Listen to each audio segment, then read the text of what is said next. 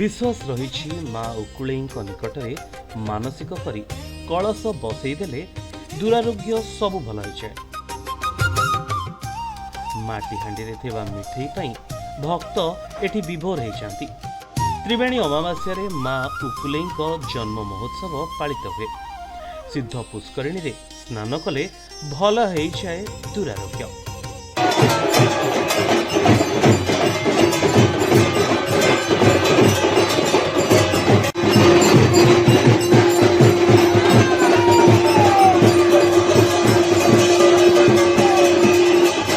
विश्वास रही माँ को पुष्करिणी रे स्नान सहित माँ को झुणा धूप कले ज्वर सहित भल हुए अनेक दुरारोग्य। पुरी जिला अस्तरंग अंचल अधिष्ठात्री देवी माँ उकुले पवित्र त्रिवेणी अमावास्या माँ उकुले जन्म महोत्सव आई पीठर रही अनेक स्वतंत्र किंवदंती। त्रिवेणी अमावास्या ठारू माँ उकुले जन्म उत्सव आज दिन में सिद्ध पुष्करिणी रे बुड़ पकईले मानसिक कलशधारी। वर्षक थरे माँ को दीटा काठ घसीदेले क्षेत्र निआ बारे ये वर्षक थरे से अग्नि रे ये अन्नभोग करा जाए। जो अन्नभोग करा जाए से अन्नभोग सकाल 5टा राति 12टा मध्य चले से चुली बिल्कुल लिबेनी। तेणु जहाँ प्रसाद हुए से केबे भी नियंटनी भक्त मैंने आसती शांति रे खाई जाती। माँ को त्रिवेणी अमावास्या है मुख्य पर्व जेहेतु माँ त्रिवेणी अमावास्या ये आविर्भाव होते कहीं केत अमलू मुझे जानी आम वंशगत कर्मी आम पूजा कर आसु। जो दिन माँ आविर्भाव हेले से दिन माघ मास त्रिवेणी माघ मास अमावास्या थिला से अमावास्या त्रिवेणी अमावास्या थिला। से दिन माँ को निर्देश रे माँ कहले एठारे मो पोखरी गोटे अच्छी सिद्ध पोखरी से पोखरी जो भक्त मैंने ये बुड़ पकाइबे और मानसिक कर कलश बसाइबे मुझे मनोवांछा पूर्ण करी। से दिन ठारू आस्ते आस्ते भक्त मैंने बढ़ी चलती।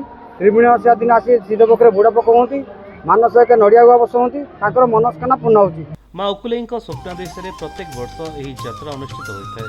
वर्षे गोटे दिन माँ यही त्रिवेणी अमावास्या दिन मंदिर बाहर को आसी एवं पवित्र सिद्ध पुष्करिणी रे बुड़ पकई चाप खेली।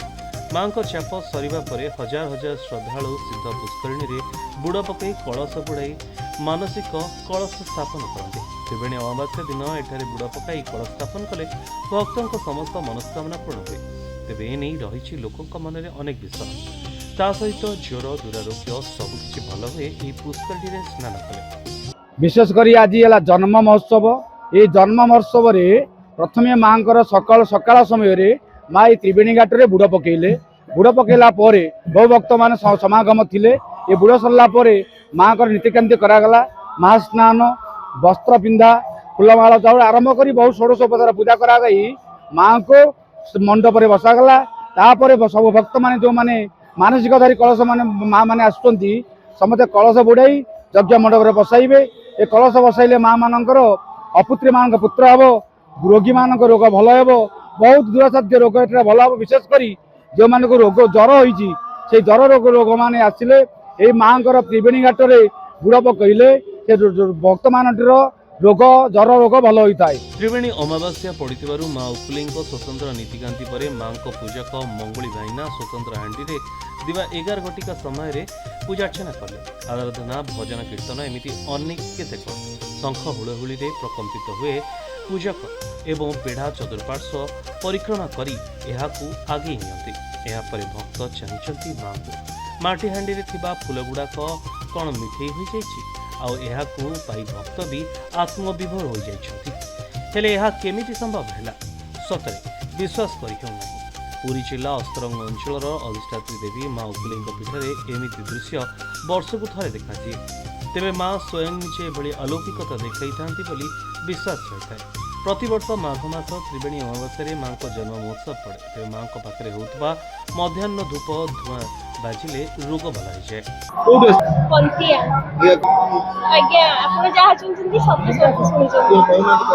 माँ को पाखे गुआ नड़िया जो मैंने मानसिक करती माँ मानसिक पूर्ण करती। ज्वर होते माँ को पाखे आसिकी कलसी बसैले कि झुणा धूप खाइले ज्वर रोग भल होता है। मुझे बहुत खुशी अच्छी मुझे प्रति वर्ष माँ को पाखक आसे मोर जहाँ भी मनर दुख थाई माँ को जनइले से सब दुख अनुभूति मानसिक मु फास्ट ठाकुर पाखे कलश बसैली मो देह खराब थिला मम्मी ମୋ ମମି ବସେଇବ ବୋଲିକି ଠାକୁରଙ୍କ ପାଖରେ ମାନସିକ କରିଥିଲା ଆଉ ମମି ନ ବସେଇକି ମୁଁ ବସଉଛି ସେବେଠାରୁ। ମୋ ପୁଅ ଛୋଟିଆଟେ ହେଇଥିଲା, ମୋ ପୁଅର ଦେହ ଭଲ ନଥିଲା, ମୋ ମାଆଙ୍କ ପାଖରେ ମାନସିକ ରଖିଥିଲି। ମୋ ପୁଅ ଏବେ ଭଲ ହେଇଗଲାଣି ଆଉ ସେଥିପାଇଁ ମୋ ପୁଅ ପାଇଁ ମାନସିକ ରଖି କଳସ ବସେଇବାକୁ ଆସେ। 5 ବର୍ଷ ହେଇଗଲା ମୁଁ କଳସ ବସଉଛି। ଆଜ୍ଞା ଜ୍ୱର ପାଇଁ ତ ମାଆଙ୍କ ନାଁ ବିଖ୍ୟାତ, ଏଠି ଯେମିତିକା ଜ୍ୱର ହେଇଥାଉ ମା ନିଶ୍ଚିନ୍ତ ଭଲ କରିବେ। ତେବେ ତ୍ରିବେଣୀ ଅମାବାସ୍ୟା ଅଥବା ମା ଉକୁଲେଇ ଜନ୍ମୋତ୍ସବରେ ମାଙ୍କ ପୀଠରେ ହଜାର ହଜାର ଶ୍ରଦ୍ଧାଳୁଙ୍କ ଭିଡ଼ ସତରେ ମାଙ୍କର ଏହି ଅଲୌକିକତାକୁ ହିଁ ପ୍ରତିପାଦିତ କରୁଛି। ଅସ୍ତରଙ୍ଗରୁ ମାନସ ବେହେରାଙ୍କ ରିପୋର୍ଟ।